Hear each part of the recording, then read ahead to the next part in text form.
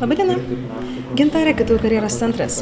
Garsiosios Kauno technologijos universiteto karjeros dienos vyks kovo 16-ąją, tačiau intensyvūs pasiruošimo darbai jau vyksta dabar.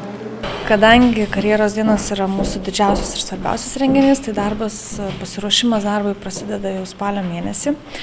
Ir pirmas etapas būna įmonių sąrašo sudarimas, atnaujinimas, tai remiantis atstovybių pageidavimais, universitete ruošiamų specialistų sritimis, taip pat išanalizavus reitingus įmonių arba viešoje erdvėje skelbiamas naujienas, atnaujiname sąrašą ir pradedame įmonės kviesti. Kiekvienai įmonė iš to sąrašo yra paskambinama, telefonu pristatomas renginys, o po to išsiunčiamas kvietimas elektroniniu paštu.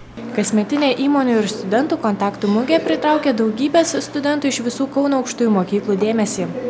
Iš viso mūsų sąraše buvo beveik 1500 įmonių ir iki sausio vidurio beveik visos jos buvo pakviestos. Likus porai savaičių iki įmonių registracijos pabaigos turime daugiau nei 40 dalyvių ir įvertindami įmonių reakciją, susidomėjimą šių metų renginiu, galime drąsiai tikėtis gerokai daugiau dalyvių nei buvo porą pastarųjų metų.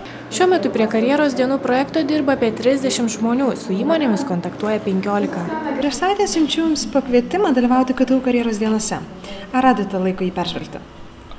Vieną kartą teko skambinti įmonei, kur sekretorė žadėjo sujungti su direktorium, bet po bandymo sujungti buvo paprasčiausiai padėtas ragelis. Paskambinus antrą kartą, bandė vėl sujungti, bet įvyko tas pats. Trečią kartą paskambinus, sekretorė atsiduso ir pasako, na, dabar pabandysiu dar kartą. Ir vėl nepavyko, aišku. Istorija iš kolegės patirties.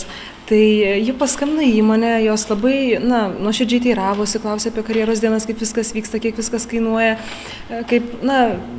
tiesiog visas organizacinis procesas. Ir po 15 minučių pokalbio tas žmogus pasakė, kad jis nėra sprendžiantis asmuo, nes viso labo yra tik sargas.